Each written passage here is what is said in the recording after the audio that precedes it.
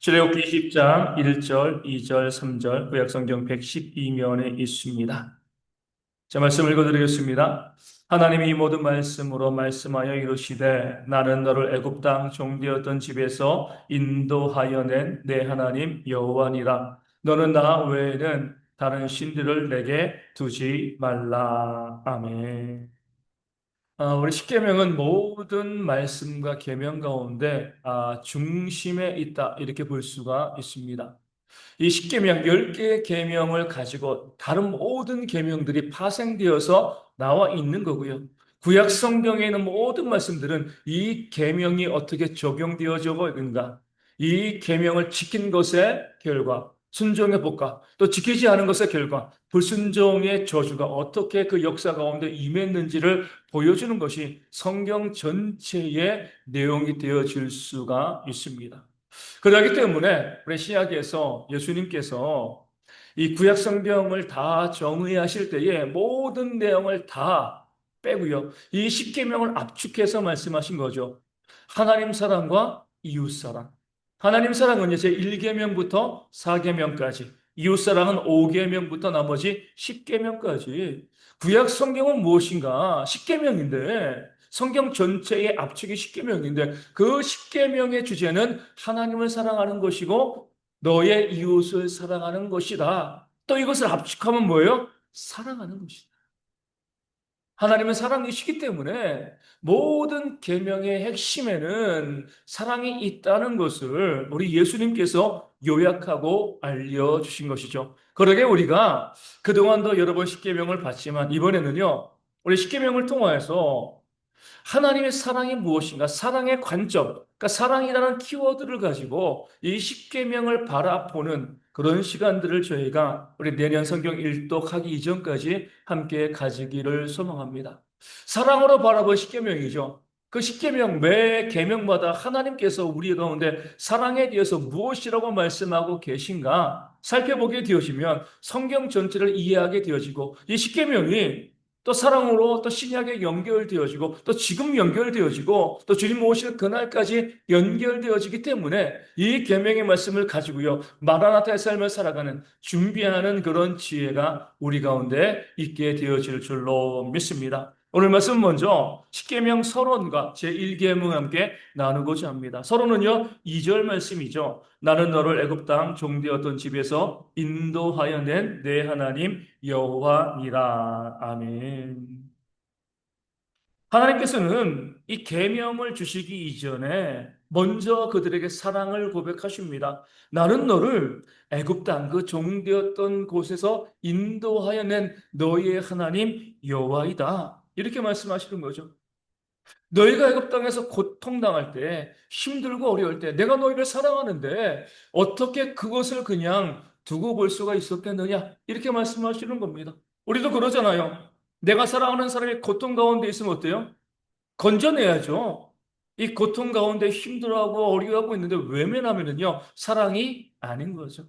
하나님께서도 이 서론을 통해서 내가 너희를 사랑했다. 이렇게 말씀하고 계신 겁니다. 너희를 사랑하기 때문에 내가 모든 것, 10가지의 재앙과 또 홍해를 가르고 또 애굽의 군대를 그 홍해 속에 수장시키는 그런 놀라운 역사를 통하여서 너희를 그 애굽 땅에서 구원해 냈다. 이 사실을 먼저 하나님께서 말씀하고 그들에게 알려주고 있는 겁니다. 그 서론은 이거예요. 내가 너희를 사랑했다. 사랑해서 너희를 구원했다. 이 사실을 그들에게 먼저 고백하고 알려주시는 거죠. 다른 말로 하면 요한복음 4장에 있는 것처럼 이 태어남이자 거듭남입니다. 내가 너희를 낳았다는 거예요. 영적인 아버지로서 너희의 참된 아버지로서 그 출애굽은 내가 너희를 낳은 것, 새롭게 너희를 태어나게 한 그런 나의 출산의 작업이었다. 그 사랑의 작업이었다라고 이스라엘 백성들에게 말씀하고 알려주고 있는 겁니다. 사랑하니까 자녀를 낳는 거죠. 그 자녀를 낳을 때 자주 말씀드리지만 예전에 부모님들이 그렇게 이야기했습니다. 내가 정말 죽는 것 같이 내 목숨을 잃는 것 같이 고통스러울 때 바로 네가 태어났어. 쉽게 자녀를 낳는 것이 아니거든요. 그 자녀를 낳는다는 것은 그 부모, 그 엄마의 생명을 그 아이와 바꾸는 그런 과정과도 같습니다. 그렇게 사랑으로 낳았기 때문에 내가 너희를 사랑으로 낳았다. 이렇게 하나님께서 고백하시고 그 다음에 계명을 주신 거죠. 내가 너희를 사랑하기 때문에 내가 목숨을 다 바쳐서 너희를 구원해 냈기 때문에 너희를 낳았기 때문에 내가 너희에게 계명을 주겠다. 이렇게 이야기하고 있는 겁니다. 우리 지난번 강도사님께서 말씀하신 것처럼 뭐예요? 잔소리죠, 계명은요. 그렇죠? 내가 사랑하니까 너희에게 잔소리하겠다는. 사랑하지 않으면은요, 이 잔소리를 할 이유가 없습니다. 뭐 길거리에 엄한 사람한테 잔소리하면은요, 욕 먹습니다. 때로 맞을 수도 있는 거예요. 누가 누구에게 잔소리하죠? 내가 사랑하는 사람에게 그 사랑하는 대상이기 때문에 그에게 잔소리를 하는 겁니다. 하나님께서도 계명을 주시기 이전에 내가 너희를 구원해냈어. 내가 너희를 사랑해. 이 말을 하시는 이유는요. 내가 너희를 사랑하기 때문에 이제 너희에게 이 계명을 주는 것이 아니냐. 내가 사랑한다는 그 사실을 알고 너희가 이 계명을 받아라. 이렇게 이스라엘 백성들에게 요구하고 알려주고 있는 겁니다. 그냥 십계명 주시면은요. 야, 너희에게 내가 10가지의 계명을 줄게. 지켜. 길거리에 지나가는 사람한테요. 이것 좀 해. 저것 좀 해. 그 말 듣습니까? 안 듣죠. 들을 이유가 없는 겁니다. 그냥 십계명을 주는 것도 마찬가지예요. 야, 내가 너희에게 계명 줄 거니까 계명 지켜. 우리가 왜 지켜야 되는데요? 이런 반응이 나올 수밖에 없는 거죠. 그러기에 하나님께서는 내가 너희를 먼저 사랑하지 아니하였느냐. 그 사랑으로 너희를 낳았다. 너희를 구원해 냈다. 이렇게 이야기하는 거죠. 그러니까 뭐예요? 내가 잔소리 좀 할게. 너희에게 계명을 줄게. 이 계명을 너희가 지켜라. 그런 의미에서 하나님께서는 십계명을 주시기 전에 먼저 서론으로서 그 사랑을 고백하고 있는 겁니다. 가정에서도 그렇습니다. 나를 향한 부모님의 사랑과 은혜를 아는 자녀이어지만 그 부모님의 말씀에 순종하고요, 효도하게 되어 있습니다. 그 부모님의 사랑을 깨달아 알 때 그 부모님의 말씀을 듣게 되어 지는 거죠. 하나님도 그 사랑도 마찬가지예요. 하나님의 사랑을 아는 자만이 뭐예요? 계명에 순종할 수가 있습니다. 계명에 순종하는 것은 이제 자주 말씀드리지만 내 의지가 아니에요. 많은 분들이 네가 잘해야지, 순종해야지 이렇게 이야기하지만 그 순종은요 내 것이 아닙니다.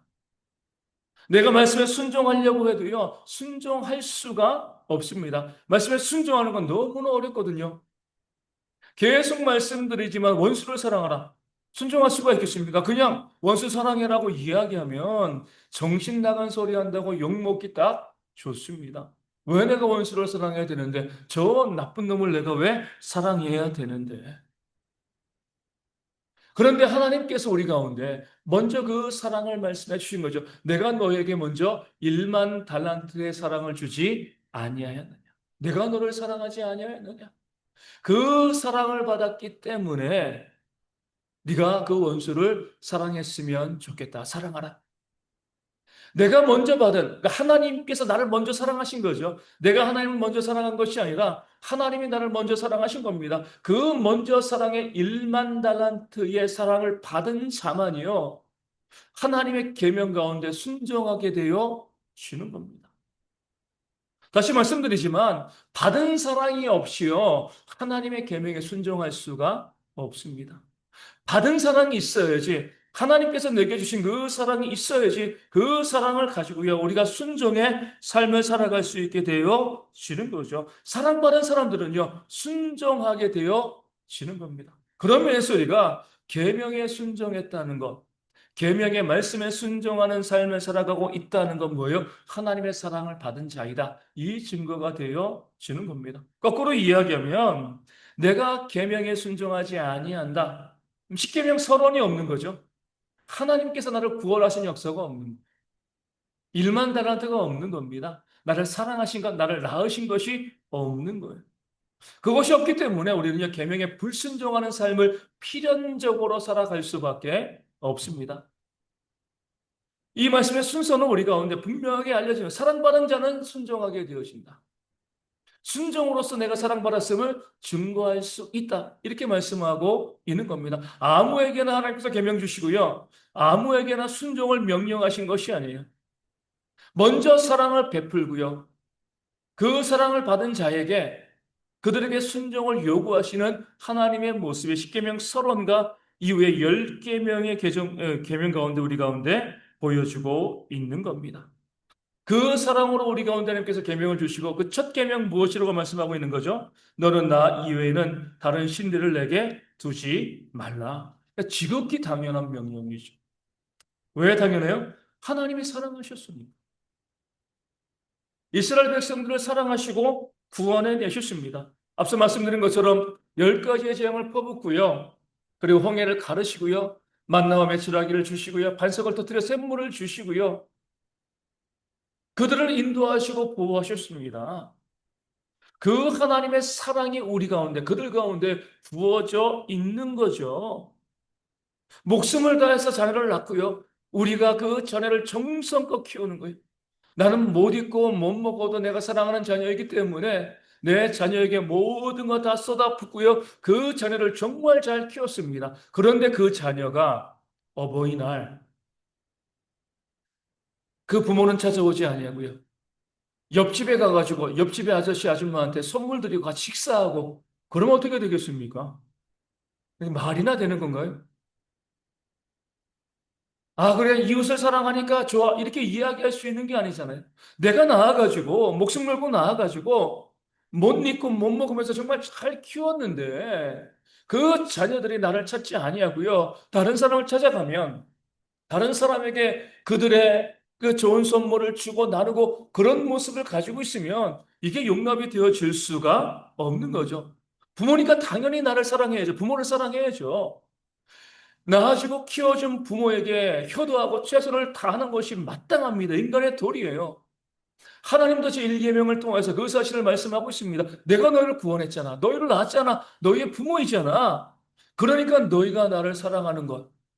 나 이외에 다른 신을 두지 않는 것이 마땅하다. 당연하게 가장 먼저 이 말씀으로 이스라엘 백성들에게 명령하고 제1계명을 삼으신 겁니다. 성경에 나와 있는 하나님의 특징 중에 하나는요, 질투하시는 하나님이시잖아요. 질투를 우리가 나쁘게만 볼 것이 아닙니다. 사랑하니까 질투하게 되어 지는 겁니다.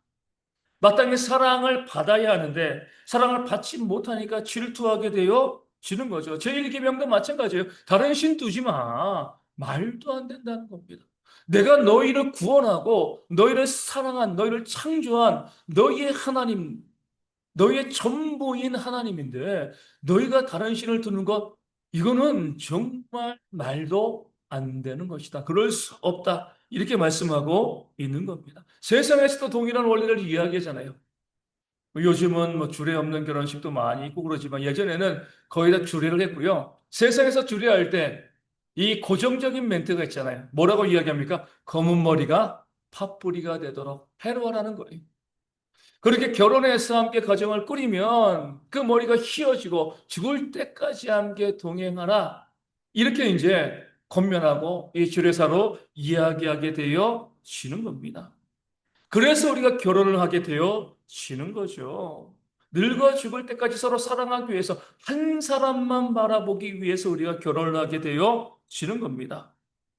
그 한 사람 바라보며 내가 그에게 사랑을 베풀고요. 또 그도 나에게 사랑을 베푸는 그런 관계가 이어지는 것 우리는요, 지극히 당연하게 생각합니다. 다른 사람을 만나면 그런데요, 그건 불륜이 되어지는 거죠. 우리 세상의 악해서 더 이상 이 불륜을 이 죄로 다루지는 않습니다. 형법이 적용이 안 되고요. 민사만 적용이 되어지는 거죠. 그렇다고 불륜이 문제가 없는 건가요? 아니죠. 그로 인한 상처들이 이 땅 가운데 얼마나 많이 있습니까? 내가 한 사람을 만나서 그 사람을 사랑하면 오직 그 사람만 바라보는 것 이것이 바로 세상의 도리죠. 하나님도 그것을 요구하는 겁니다. 내가 너희를 사랑했잖아. 너희를 구원했잖아. 그러니까 너희는 나만 바라. 십계명 제1계명은요. 사랑에 대한 당연한 요구가 되어 지는 겁니다. 얼마 전에 너무나 기가 막히고 가슴 아픈 그런 이제 영상을 하나 본 적이 있습니다. 미국인 것 같아요. 이 경찰에게 신고가 들어왔습니다. 어떤 사람이 술 주정을 하면서 길거리에서 비틀거리고 다니고 있다. 그 사람을 잡아가 달라. 예, 경찰이 출동을 했습니다. 그러니까 정말로 옷통 다 벗고요. 술병 같은 거 하나 들고 막 울부짖으면서 길거리를 막 이 도로를 지나다니는 그런 사람이 하나 있는 거죠. 그러니까 경찰이 이제 알코올 중독자인 줄 알고요. 그에게 다가갔습니다. 다가갔는데 술 냄새가 안 나는 거예요. 그러니까 술을 그 정도 마셨으면 막 몸을 가누지 못할 정도로 마셨으면 당연히 술 냄새가 나야 되는데 술 냄새가 안 나는 거예요. 이상하다. 일단 그 손에 있는 이 술병을 빼앗아 봤습니다. 술병이 아닌 거예요. 그냥 음료수병이었어요. 술병처럼 생겼는데. 그래서 그 사람에게 물어봤죠. 술 마셨냐? 안 마셨다는. 왜 그러냐? 그러니까 그 사람이 이렇게 이야기합니다. 어려서부터 소꿉친구였던 그런 여자와 결혼을 해서 자녀를 6명을 낳았다는. 너무나 사랑하고 너무나 귀한 가정을 꾸리고 그래 잘 살고 있었는데 그날 퇴근해서 집에 딱 들어왔는데 그 아내의 불륜을 보게 되어진 겁니다. 완전히 사람이 미친 거죠, 그냥. 어려서부터 함께 자라고 소꿉친구였고 너무나 좋아해서 결혼해서 그 자녀를 6명이나 낳았잖아요. 그렇죠? 얼마나 그 아내를 좋아하고 그 가정을 귀하게 여겼는데 그 아내가 불륜을 해간 겁니다. 당장에 그 자리에서 그 아내와 그 불륜을 저지른 그 불륜남을 죽이고 싶었는데 내가 그들을 죽이면 내 아이들은 어떡하지? 이런 생각이 들었대. 엄마 죽고 자기가 감옥에 가게 되어지면 그 6명의 아이들의 인생이 어떻게 되겠는가? 그것 때문에 집을 뛰쳐나왔다는 거예요. 아이들. 너무나 괴로워가지고 견딜 수가 없는 거예요. 그 견딜 수 없는 상처와 아픔 때문에 정말 술 취한 것처럼 울부짖으며 그렇게 거리를 배회하고 있는 그런 사람이었던 거죠.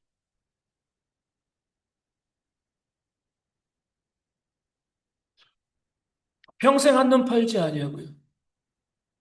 경찰이 물어본 거예요. 혹시 마약했냐? 이렇게 이야기해요. 내 자녀들을 위해서 쓰는 돈도 부족한데 나는 그런 거 하지 않는다. 다른 거 바라보지 않고요. 오직 아내, 자녀. 그것이 그 사람의 삶의 전부였던 거예요. 그 삶의 전부였는데 그 아내가 불륜을 행한 거죠. 견딜 수가 없는 울부짖으면서 그렇게 배회하고 있었던 거죠. 사람들이 계속 댓글을 다는데 이렇게 댓글을 다는 거. 그래서 사람들이 슬픔에도 취한다라고 이야기하는. 너무 슬프니까. 오직 그 사람만 바라봤는데 너무나 사랑하고 아직까지도 사랑하고 있는데 그 사랑하는 사람에게 배신당한 그 아픔을 견딜 수가 없는 거지. 제1계명이 바로 이와 같은 겁니다. 이런저런 설명이 필요가 없는 거예요. 하나님께서 우리를 사랑하신다. 우리만 바라보신다는 거예요. 그럼 어때요? 다른 사랑이, 다른 존재가 들어와서는 이거는요, 말이 안 되는 거예요. 서론을 통해서 내가 너희를 사랑해. 너희를 그래서 구원해냈어. 나에게는 너희뿐이야. 그렇게 사랑을 고백하셨기 때문에 너희도 그 사랑에 응답하라. 다른 신, 다른 존재. 그런 불륜이잖아요. 이런 불륜이 우리 가운데 용납되어 질 수가 없는 거예요. 예수님께서는요, 우리를 구원하기 위해서 십자가 지었습니다.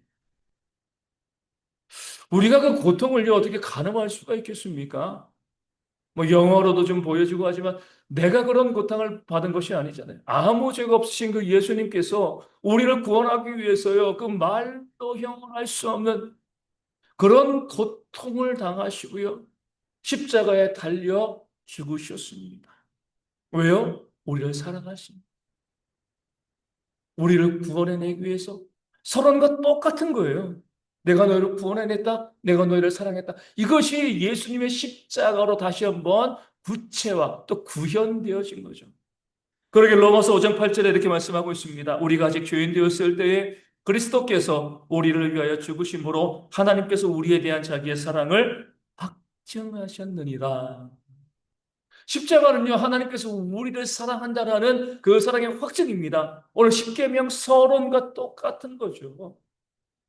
그렇게 자기 아들 예수님께서 자기 생명을 버리시고요, 고통당하시면서 우리를 구원해 내셨습니다.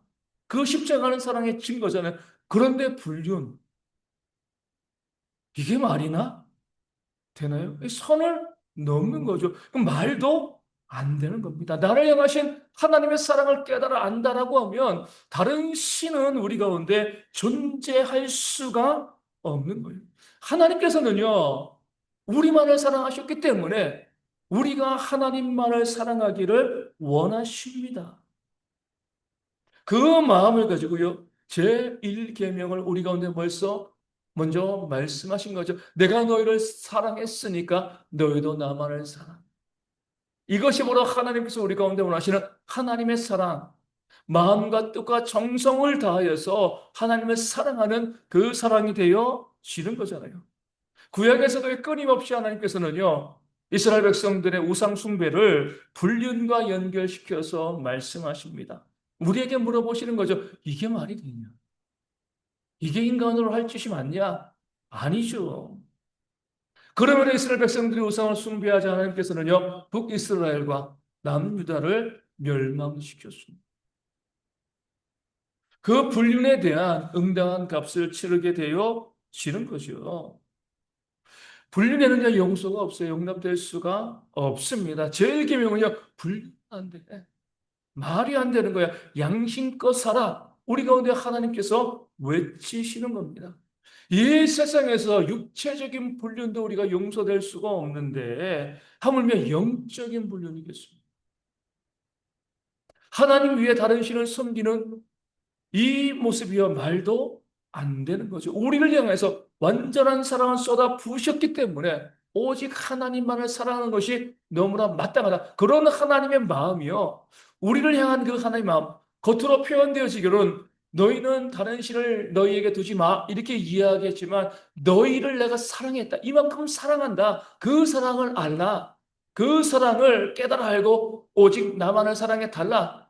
그런 하나님의 간절한 외침이요. 제1계명 가운데 들어 있는 겁니다. 그러면서 하나님께서는 안타까워하시는 거죠. 다른 신을 내게 두지 말라. 왜요? 다른 신이란 존재하지 않기 때문에. 이게 더 하나님을 기가 막히게 하는 겁니다. 다른 신이 있어서 하나님이란 신이 있고요. 다른 신이 있어서 경쟁하고요. 우리가 하나님이 아니라 다른 신을 섬기면 물론 이것도 잘못된 것이지만 그래도 이것은요, 이해할 수는 있습니다. 그 신적인 권능을 가진 다른 존재가 있으니까요. 뭐 말도 안 되는 소리지만 우리 그런다잖아요. 남편이 분별을 해요. 뭐 아내들이 궁금해하는 게 있다고 해요. 뭘 궁금해해요? 그 불륜 대상이 얼마나 이쁜가. 궁금해한다는 거예요. 도대체 얼마나 이쁘고 얼마나 능력이 있길래 내 남편이 내가 아닌 그 사람과 불륜을 행할 것인가? 그러다가 그 상대방 여자를 봤는데 너무 이쁘면 화가 나지만 수긍하는 것도 있대요. 아, 저렇게 이쁘니까.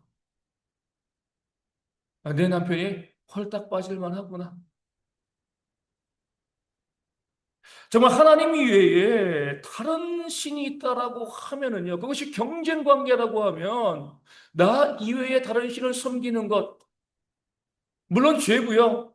심판받겠지만 그럴 수 있습니다. 그런데 하나님 이외에 신이 없잖아요.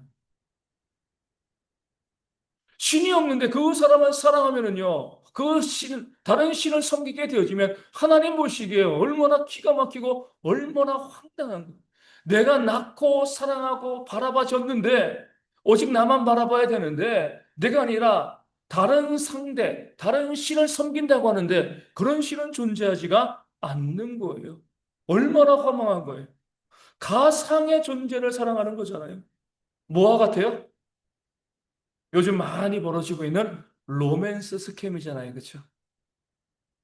인터넷으로 폰을 해가지고요. 진짜 그 사람이 아닌데 마치 그냥 이 외국인인데 나를 사랑하는 것처럼 근데 거기에도 사람들이 어때요? 넘어가잖아요. 그런 모습을 보면은 얼마나 기가 막힙니까? 우리 주변에 누군가 정말 로맨스 스캠을 당했어요. 존재하지도 않은 존재가 정말 있는 것처럼 생각하고요. 그에게 돈 주고 다 그렇게 하면 얼마나 황당하고 얼마나 기가 막히겠어요. 하나님께서 그렇게 말씀하시는 겁니다. 내가 너를 사랑했기 때문에 네가 나를 사랑하는 것이 정말 당연해. 그리고 다른 신은 없어. 다른 존재는 다른 신적인 존재는 없어. 그러니까 그런 신적인 존재를 너에게 두려고 하는 그런 어리석은 것, 그 어리석음을 범하지 말라. 이렇게 이야기합니다. 우상숭배가 그런 다른 신은 존재하지 않는 거예요. 단지 우리가 뭐예요? 신이라고 생각할 뿐입니다. 돈이나 성공 다 마찬가지잖아요. 그것이 신적인 존재라면 영원해야 되는데 그 돈이 영원한가요? 성공이 영원한가요?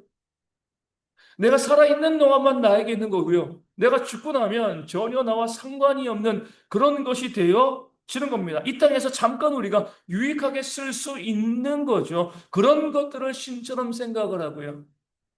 섬기고 있으면 그 인생은요, 어리석은 인생일 수밖에 없습니다. 얼마 전에 어떤 젊은 청년이 이제 경찰에 이제 잡혀가면서 기자들에게 질문을 받았어요. 이 청년이 무슨 죄를 지었냐면 자기 어머니를 죽였습니다.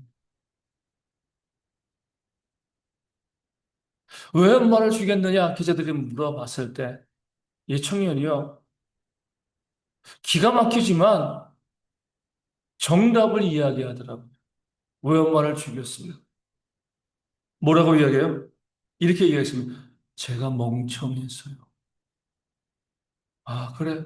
정답입니다. 멍청한 거잖아요. 어리석은 거잖아요. 자기 엄마를 죽인 게 이게 말도 안 되는 거잖아요.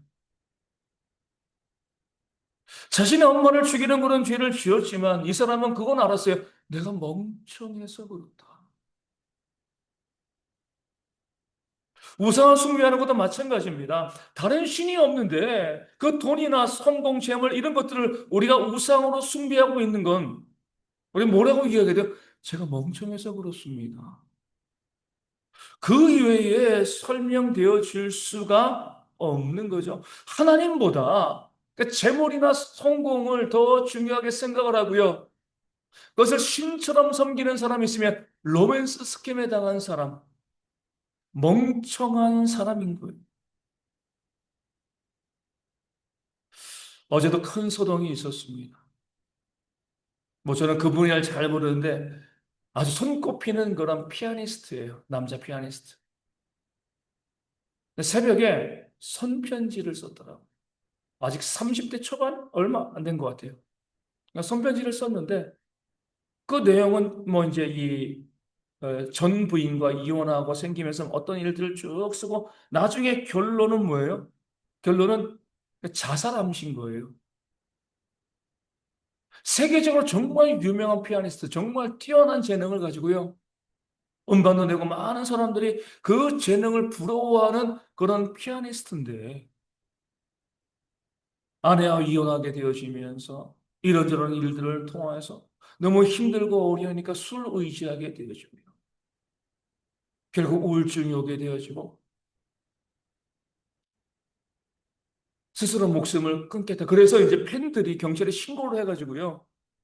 이 죽기 전에 그 사람을 살려냈습니다. 술로 의지하고요. 세상적인 성공과 행복을 의지하는 거죠. 하나님보다 우상으로 숭배하고 섬기는 그런 것들이 그 사람을 결국 무너뜨리고 그 사람을 완전한 실패자로 만들어 버리는 거죠. 그 멍청한 거예요. 그러기에 하나님께서 우리 가운데 다른 신을 두지 말라. 우리를 너무나 아끼시니까 그렇게 말씀하는 거예요. 존재하지도 않잖아. 나 이외에 다른 신들은 없는데 오직 나만이 하나님이고 내가 너희를 구원하고 너희를 사랑하는데 왜 나는 사랑하지 아니하고 존재하지도 않는 그런 너희가 신적으로 생각하는 그런 존재들을 숭배하고 의지하고 있는가? 우리 주님께서 말씀하신 것처럼 능히 우리의 영과 우리의 몸을 지옥에 보낼 수 있는 그 하나님을 두려워하고 섬겨야지 아무것도 못하는 그런 피조물에 불과한 그 존재들을 너희가 신처럼 숭배하고 의지하다가 너희가 무너지고 너희가 상처받으면 너희에게 얼마나 그것이 어리석은 멍청한 일이 되겠는가. 이렇게 말씀하고 계신 겁니다. 하나님께서 우리에게 오늘 말씀을 통해서 서론과 또 제1계명을 통해서 아주 간단하게 말씀하시는 거예요. 내가 너희를 사랑했어. 너희를 낳았어. 그러니까 너희는 나만 사랑해. 우리 간에, 나와 너희 간에 다른 존재가 끼어들 수가 없다. 그런 사랑을 하죠. 앞서 말씀드린 것처럼 남자, 여자, 결혼해서 한 가정 이러면 다른 사람 바라보면 안 되는 거잖아요. 그러니까 지극히 당연한 겁니다. 하나님과 우리의 관계도 마찬가지입니다. 우리는 하나님의 신부이잖아요. 하나님 우리의 신랑이십니다. 그 중간에 다른 신적인 존재들, 우상이 들어온다는 것 자체가 불륜이고요. 말도 안 되는 겁니다. 하나님께서는 그 사랑을 요구하시고요. 사랑을 고백하면서 제1계명을 우리 가운데 주셨습니다. 그러기에 우리는요. 이 말씀대로 다른 신을 두지 아니하고요. 그러니까 다른 신을 두지 않는다. 아, 그래 우상 숭배하지 않아. 여기에서 말씀이 그치면 안 돼요. 제1계명의 분명한 요구는 뭐예요? 너의 하나님만을 사랑해라. 나만을 사랑해라. 제1계명의 핵심적인 내용이 그것입니다. 우상을 두지 마. 이건 표면적이고요. 그 말씀의 원뜻은요. 오직 나만을 사랑해. 내가 너를 사랑했으니까. 사랑하고 있으니까 오직 나만을 사랑해. 이렇게 우리 가운데 요구하고 있는 거죠. 그 하나님의 사랑의 요구에 대한 우리의 사랑의 응답이 뭐예요? 말씀, 계명에 대한 순종이 되어 주는 겁니다. 사랑하니까, 사랑받았으니까 순종하는. 사랑이 없이는요, 순종할 수가 없습니다. 앞서도 말씀드린 것처럼 하나님께 사랑받은 자들은요, 순종할 수밖에 없어요. 내가 순종하는 거 아닙니다. 그 사랑을 받았기 때문에 그 사랑의 감격 때문에 그 사랑의 은혜가 우리 가운데 너무나 넘치기 때문에 우리가 하나님을 사랑하는 것, 그 말씀 가운데 순종하는 것이요. 가장 올바른 온전한 사랑의 반응이 되어지는 겁니다. 하나님께서 또 이렇게 말씀하시는 거죠. 너 나 외에 다른 신을 내게 두지 말지니라. 이건 뭐예요? 내가 너희에게 준 모든 말씀 가운데 너희가 순종하라. 그 사랑을 나에게 보여주라. 이렇게 우리에게 명령하고 계신 줄로 믿습니다. 순종이 곧 사랑입니다. 그 사실을 기억하고요. 다른 것으로 우리가 보면 감정적으로 내가 하나님을 사랑합니다. 그 사랑을 고백하고 찬송하고 여기에만 우리가 머무르지 말고요. 하나님의 말씀 가운데 철저히 순종하는 그런 모습을 통해서 내가 정말 하나님을 사랑하고 있다는 그 사실을 보여주고 또 고백하는 그런 지혜가 우리 모든 성도 가운데 있기를 주님의 이름으로 축원을 드립니다. 이것이 바로 십계명 서론과 제1계명